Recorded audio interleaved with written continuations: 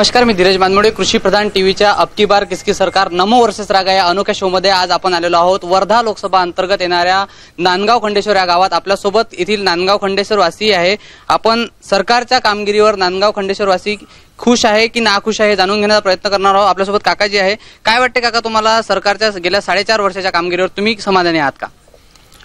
4.5 वर्षाच्या ज्या भारतीय जनता पक्षांचं जे सरकार आहे आणि हा मतदारसंघ पूर्वी अमरावती जिल्ह्याला जोडला असल्यामुळे आता मागच्या 2014च्या निवडणुकीमध्ये हा वर्धा लोकसभा मतदारसंघ झाला आणि गेली 4.5 वर्षामध्ये ज्या भारतीय जनता पक्षाचे जे खासदार आहेत ते या तालुक्यामध्ये मला असं वाटते की 4.5 वर्षामध्ये फक्त 2च वेळा आल्यानंतर खासदारांचा चेहरा सुद्धा या परिसरामध्ये दिसलाच नाही. अशा परिस्थितीमध्ये भाजपबद्दल या तालुक्यामध्ये नाराजीचा सध्या सूर निघत आहे असं मला वाटतंय.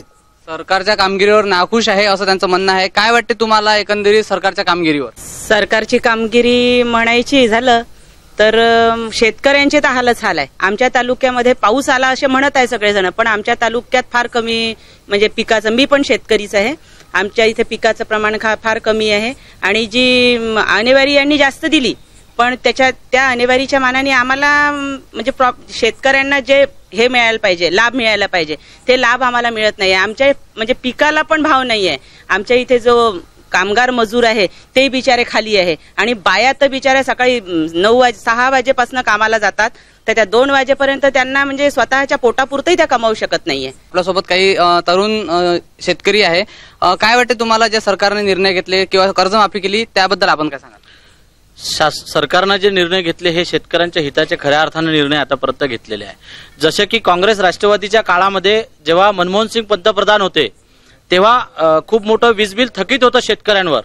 वीज बिल थकीत असताना भारतीय जनता पार्टी आणि शिवसेनेच्या सरकारने म्हणजे नरेंद्र मोदी साहेबांच्या सरकारने हे वीज बिल सर्वात पहिले माफ केलं आणि 8 तास कंटिन्यू लाईन देण्याचं काम शेतीला केलं. म्हणजेच अर्थात कुठंतरी आमचा शेतकरी टिकला पाहिजे, जगला पाहिजे.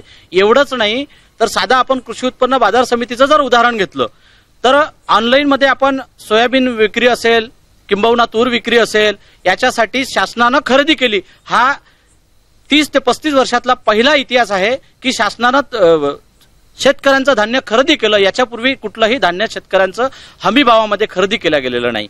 या सरकारने ज्या कृषी प्रधान कर्जमाफीचा प्रश्न उचलला हा सगळ्यात मोठा प्रश्न उचलला, ऐतिहासिक प्रश्न उचलला. मला किती रुपयाची कर्जमाफी झाली?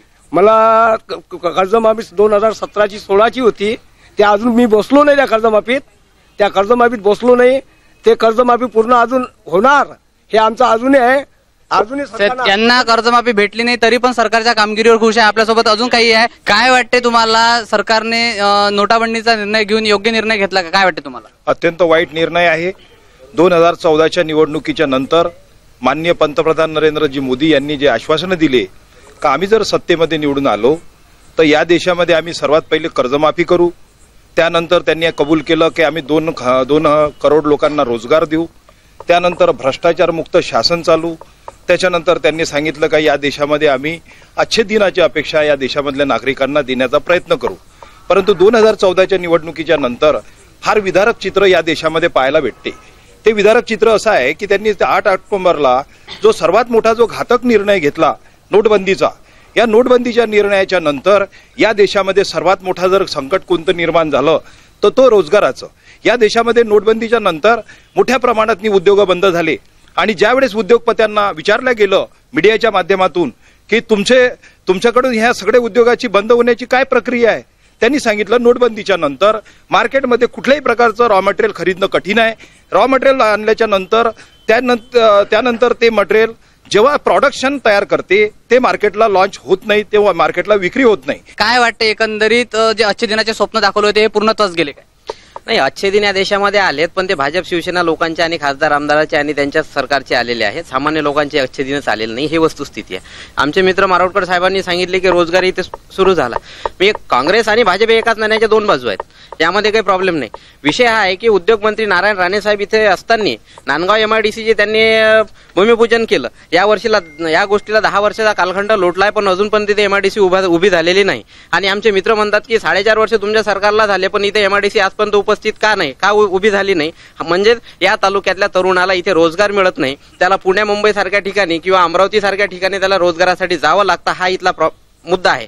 काय वाटते तुम्हाला शेतकऱ्यांसाठी जे पीक विमा योजना राबवली सरकारने, याबद्दल आपल्याला काय वाटते? सरकारनं ज्या पद्धतीनं शेतकऱ्याच्या बाजूने जो पीक विमा राबवलेला आहे, तो पीक विमा नसून शेतकऱ्याची शुद्ध फसवणूक आहे असं मला वाटते. अंबानी ग्रुपला दिलेला जो कॉन्ट्रॅक्ट आहे, रिलायन्स ग्रुपला, त्या ग्रुपला दिलेला कॉन्ट्रॅक्ट हजारो कोटी रुपये त्यांनी जवळजवळ जमा केले. महाराष्ट्राचं जर उदाहरण सांगण्याचं आलं तर 32,000 कोटी रुपये महाराष्ट्राच्या शेतकऱ्याजवळून पीक विम्याच्या नावानं या सरकारनं जमा केले. आणि ज्यावेळेस पीक विमा शेतकऱ्यांना द्यायचं काम होतं, त्यावेळेस जवळजवळ या महाराष्ट्राच्या शेतकऱ्याला फक्त 700 ते 800 कोटी रुपयेच या सरकारनं दिले. म्हणजे हे सरकार कोणाचं? आमचे मित्र म्हणतात प्रकाश भाऊ की हे सरकार शेतकऱ्याच्या बाजूचं आहे. प्रकाश भाऊ, जर सरकार शेतकऱ्याच्या बाजूचं असतं तर या 2 वर्षाच्या कालखंडामध्ये शेतकऱ्यांना गोळीबार रस्त्यावर यावं लागलं नसतं. या लोकसभा मतदारसंघाचे खासदार रामदासजी तळस आहे. अनेक गावामध्ये तळस साहेबांच्या विरोधामध्ये आपण यांना पाहिलेत का? जर कोणी पाहिलं असेल तर त्यांना बक्षीस देऊ अशा पद्धतीच्या अनेक गावामध्ये होल्डिंग लावलेले आहे. अजूनही अद्यापर्यंत मी तर प्रत्यक्ष जिवंत तळस साहेबांना कधी पाहिलेलं नाही. विद्यमान खासदारांनी अजून इथे येऊन पण ढुंकून पण पाहिलं नाही असं त्यांचं म्हणणं आहे. आपल्यासोबत अजून तरुण शेतकरी आहे. काय वाटते तुम्हाला, शेतकऱ्यांसाठी ज्या योजना सरकारने राबवल्या ह्या तुमच्यापर्यंत पोहोचल्या का? शेतकऱ्यांच्या एकही योजना सरकारच्या सर्वसामान्य शेतकऱ्यापर्यंत पोहोचलेल्या नाही. याचं दुसरं कारण असं की शेतकऱ्याची जी सन्मान योजना आहे, याच्यावर मी थोडं सांगतो. जो 2,000 रुपये वार्षिक टाकणार आहे, 6,000 रुपये 3 महिन्याचे 4 महिन्याचे 2,000 होणार, तर प्रति दिवस जर पाहिला तर त्याला 3.5 रुपये मिळणार आहे. 3.5 रुपयामध्ये या शेतकऱ्याचा एका वेळचा चहा सुद्धा होत नाही. एवढी घोर थट्टा या मोदी सरकारने केली आहे. काय वाटते ताई तुम्हाला, महिला सुरक्षेच्या हिशोबानं जे काही सरकारने पाऊल उचललं किंवा महिला सक्षमीकरणाच्या हिशोबाने जे काही पाऊल उचललं हे पूर्णत्वास गेलं का? नाही, बिलकुलच नाही. कारण की असं कोणतंच पाऊल नाही आहे जे महिलांच्या सुरक्षिततेसाठी अजूनपर्यंत उचलण्यात गेलं नाही आहे. कारण की महिलांचे अजूनही इतके प्रश्न आहेत जे आतापर्यंतही पूर्णत्वास गेले नाही आहेत. माझं असं मत आहे, आधी तर मला असं वाटलं जे अशा पद्धतीने सांगत होते, मला असं वाटतं की उजव्या विचारसरणीचे जे लोक इथं थांबलेले आहेत यांच्या डोळ्यावर पहिले तर झापड चढलेली आहे. झापड चढल्यामुळे माणसाला ते दिसत नाही, तशामुळे यांना ते दिसत नाही आहे. मला यांना सांगायचं आहे की या देशातला किसान रस्त्यावर उतरलेला आहे, या देशातला विद्यार्थी रस्त्यावर उतरलेला आहे. पुण्यामध्ये काही विद्यार्थी उपोषणासाठी बसले होते, त्यांची न सांगता नॉन नेट फेलोशिप या सरकारनं बंद केली. त्या सरकारला त्या विद्यार्थ्याकडे पाहण्यासाठी वेळ नव्हता. दुसरा मुद्दा असा की पुण्यामध्ये मूकबधीर विद्यार्थ्यांचा एक आंदोलन चालू होतं. त्या आंदोलनावर या सरकारमधील मंत्र्यांनी आदेश दिले की विद्यार्थ्यांवर लाठीचार्ज चालवा म्हणून. मला या मुख्यमंत्र्यांना म्हणायचं आहे की ते दहशतवादी होते की नक्षलवादी होते? सांगा मुख्यमंत्री साहेब, त्यांनी असा कोणता गुन्हा केला का तुम्ही त्या मूकबधीर विद्यार्थ्यांवर लाठीचार्ज केला? काय वाटते तुम्हाला, स्वयंरोजगार निर्मितीसाठी मुद्रा योजना या सरकारनं राबवली, कितपत पूर्णत्वास गेली? बघा, या देशाचे माननीय नरेंद्र मोदी पंतप्रधान झाले. आता आरोप प्रत्यारोप होतच आहे. एकटा माणसाच्या विरोधात एवढी महायुती करणं म्हणजे काही ना काही चांगले कामं हे सफलता आहे. त्यामुळे महायुती करावं लागत आहे. एकट्या माणसाच्या विरोधात एवढी महायुती करत असेल म्हणून काहीतरी चांगल्या उपाययोजना आणि शेतकऱ्याच्या दृष्टीनं राहिली तुटपुंजी म्हणून या सरकारनं तुटपुंजी, यांच्या म्हणण्यानुसार तुटपुंजी आहे, पण यांनी सुरुवात तर केली की जनतेला, शेतकऱ्याला काहीतरी सुरुवात तर केली ना. आजपर्यंत मोदी सरकारनं ही सुरुवात करणं म्हणजे हे शेतकऱ्यासाठी तुटपुंजी असो या काही असो, हे तर एक तर काहीतरी आरोप आहे. काँग्रेसनं तर ते नाही केलं ना. आपल्यासोबत काही महिला आहे, मी महिलांबद्दल प्रश्न विचारणार आहे. मोदी सरकारने उज्ज्वला योजनेच्या माध्यमातून महिलांना एक गॅस कनेक्शन दिलं. काय वाटते तुम्हाला, हे खरंच योजना व्यवस्थित होती की अव्यवस्थित होती? नाही, कारण त्यांनी जे महिलांना उज्ज्वला योजना प्रत्येक पेट्रोल पंपवर वगैरे सार्वजनिक ठिकाणी त्यांनी ते बॅनर वगैरे लावले आहे. ते सगळं ऍडव्हर्टाईजसाठी लावलेले आहे आणि जे ते 3,000 रुपयात गॅस देत आहे त्याची त्यांना म्हणजे जोपर्यंत पूर्ण गॅसचे पैसे फिटत नाही तोपर्यंत त्यांची सबसिडी त्यांच्या खात्यात जमा होत नाहीये. मग ही कोणती म्हणजे 1,000 रुपयाचा तो गॅस ती गरीब महिला आणू शकेल का? जी वावरात जाणारी बाई आहे ती 1,000 रुपयाचा गॅस महिन्याला आणू शकेल का? मला एवढं सांगा. त्याच्यापेक्षा तर ती आपली 2 एवढंसं ओझं आणून आपला स्वयंपाक करू शकेल, मला तरी असं वाटते. आणि ही योजना उज्ज्वल योजना तर बायांच्या दृष्टीने बायांनाही असं वाटते, महिलांनाही असं वाटते समाजातल्या की ही योजना आमच्यासाठी म्हणजे मोदी साहेबांनी केली, त्यांनी केली, पण ती आपल्यासाठी सफल नाहीये. महिलांसाठी ती कोणत्याही दृष्टीने फक्त पोस्टरमध्येच ती ठीक वाटत आहे. बाई आपली चूल फुकते आहे हेच व्यवस्थित आहे, कारण तिचे डोळे खराब होऊन राहिले म्हणते धुराणी, पण तिची परिस्थिती ती आपल्या लुगड्याला गाठा बांधून 1,000 रुपयाचा गॅस आणत आहे. हा विचार त्या मोदी साहेबांनी केलेला नाही. काय वाटते, महिला सक्षमीकरणासाठी योग्य पाऊल उचललं का? मी स्टॅम्प वेंडर आहे. मोदी सरकार आले तेव्हा आमचे स्टॅम्पही बंद झाले. माझ्यापाशी दिवसभर कास्तकार येते, निव्वळ सेवा देते मोदीने. 2 वर्ष झाले विमा भरून राहिली, विम्याचे 1 रुपयाने भेटला, 200 रुपये जमा झाले विम्याचे. आणि वावरात पूर्ण पूर गेलाय, टोंगा पाणी होतं, फोटो टाकला, अर्ज दिला, 1 रुपयाने दिला. काय वाटते तुम्हाला, मोदी सरकारने आजच्या दिनाचे स्वप्न आजच्या दिनाचे स्वप्न तर दूरच, पण कास्तकाराला देशोधडी लावण्याचं काम केलेलं आहे. हा कास्तकार आज कास्तकाराच्या मालाला भाव नाही, त्यांना विम्याचे पैसे नाही, त्यांना लाल्याचे पैसे नाही. काँग्रेस सरकारच्या वेळेस सर्व सुविधा उपलब्ध होत्या. आता या 4-4.5 वर्षात जवळपास एकही योजना त्या कास्तकाराच्या खात्यामध्ये जमा झालेली नाही. म्हणून या कास्तकाराला देशोधडीचं लावण्याचं काम या मोदी सरकारचं चालू आहे असं मला वाटते. कास्तकाराला देशोधडीचं लावण्याचं काम असं आहे म्हणतात. मला तुम्ही सांगा, मुद्रा योजनेबद्दल आपलं काय मत आहे?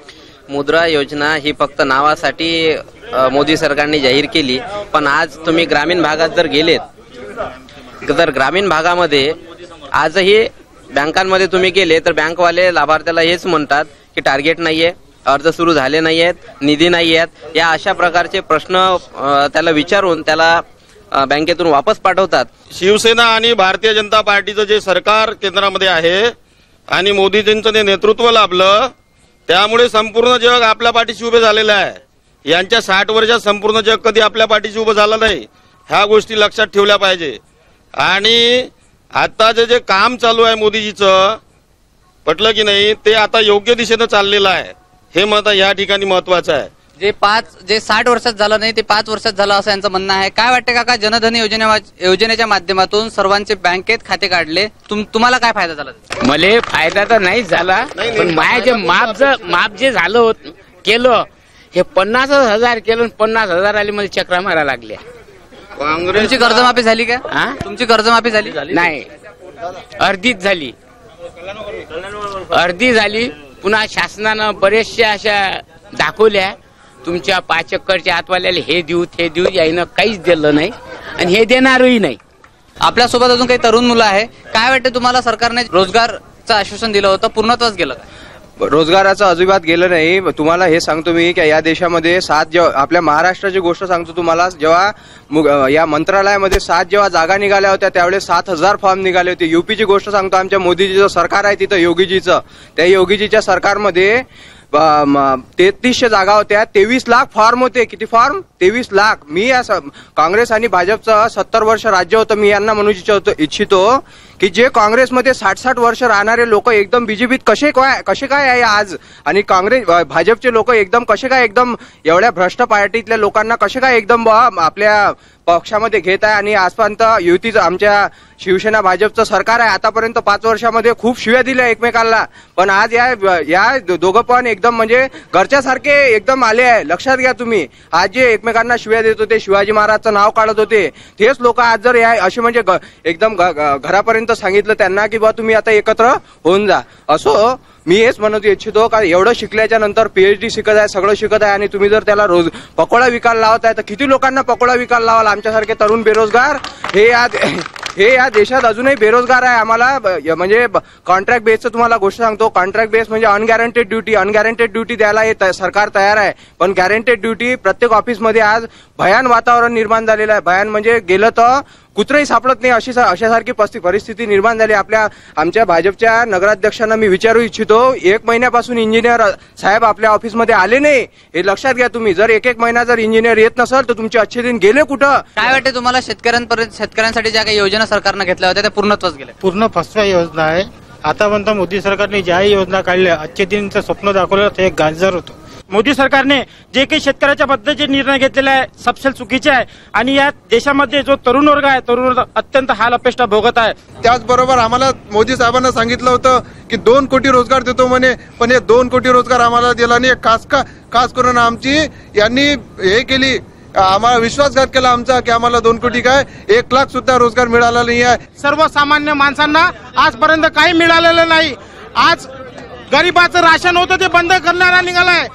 शेतकऱ्याची परिस्थिती अत्यंत दैनंदिन झालेली आहे. मग काँग्रेसच्या राजवटीमध्ये असो की भाजप सेनेच्या सत्तेमध्ये असो, शेतकरी लयास गेलेला आहे. आपल्यासोबत काही विद्यार्थी आहे. काय वाटते तुम्हाला या सरकारने एज्युकेशन सिस्टीम बद्दल काय पावलं उचलली, काय पावलं उचलले पाहिजे होती, की तुमचं काय मत राहील याबद्दल? माझं असं मत आहे की आमचे प्रकाश जावडेकर म्हणतात HR मिनिस्टर की आमच्याकडे पैसा नाही आहे. या सरकारकडे पैसा कोणासाठी आहे माहिती आहे का? जे युनिव्हर्सिटी अस्तित्वात नाही आहे, जे युनिव्हर्सिटीला 1000 कोटी रुपये या सरकारनं मंजूर केले. एकीकडे या सरकारमध्ये विद्यार्थी म्हणजे रस्त्यावर उतरत आहेत, त्यांच्यावर लाठीचार्ज केला जातो. असं यांना मला सांगायचं आहे की तुमच्याजवळ विद्यार्थ्यांसाठी पैसे नाही, पण जे युनिव्हर्सिटी ओपन करण्यासाठी पैसे आहे, रिलायन्ससाठी पैसे आहे, विद्यार्थ्यांसाठी नाही आहे.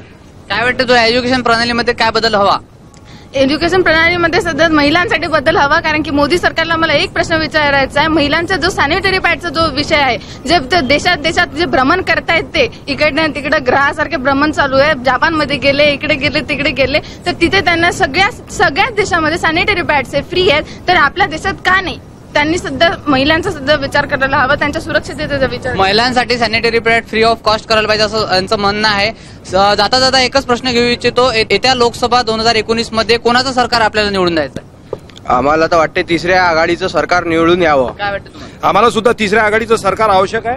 की काँग्रेसही नको, भाजपही नको, सेनाही नको आणि 3ऱ्या आघाडीचं सरकार आलं पाहिजे का? मला वाटते मला काँग्रेसचा. मला तर वाटते काँग्रेसचं आलं पाहिजे. काँग्रेसचं सरकार येईल. काँग्रेस बिलकुल काँग्रेसचं.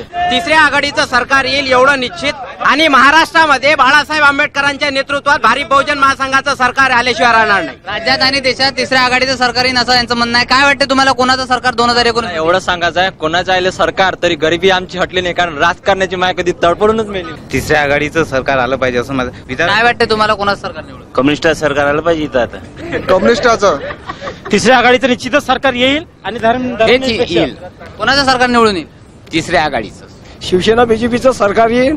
देश हिताचं शिवसेना भाजपचं सरकार येते. शिवसेना भारतीय जनता पार्टीच या देशावर येईल, यात काही शंका नाही. 60 वर्ष ज्यांना राज केलं तेच सरकार येईल. सरकार तर 3ऱ्या आघाडीचं.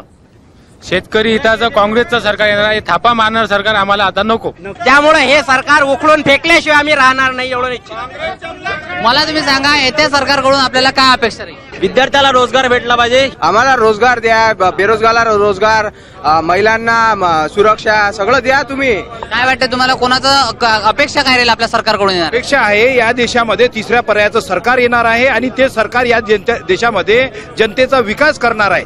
या देशाच्या अर्थव्यवस्था जो कणा आहे तो शेतकरी आणि सीमेवर स्वतःचं बलिदान देणारा आमचा जवान, त्यांच्या बलिदान ही तर व्यर्थ जायला नको. आणि शेतकऱ्यांनी पिकवलेल्या, त्यांच्या घामातून पिकवलेल्या शेतमालाला रास्त भाव मिळावा एवढी आमची रास्त अपेक्षा आहे येणाऱ्या सरकारकडून. येणाऱ्या सरकारकडून एवढीच अपेक्षा आहे का हा भारत देश एक सोन्याची चिडी आहे, हा सोन्याची चिडी म्हणून अबाधित राहिला पाहिजे. शेतकरी, विद्यार्थ्याचं आणि युवकाचं भलं व्हावं म्हणून सरकार. काय वाटतं येणाऱ्या सरकारकडून आपल्या काय अपेक्षा राहील? सर्वसामान्याचे, तरुणाचे, शेतकऱ्याचे, महिलांचे, विद्यार्थ्यांचे, युवकांचे प्रामाणिकपणे प्रश्न मार्गी लावावं हीच अपेक्षा आहे.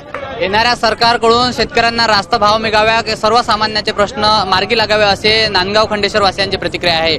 पुन्हा भेटूया नवीन गावात, नवीन लोकसभा मतदारसंघात. तोपर्यंत पाहत रहा कृषीप्रधान TV.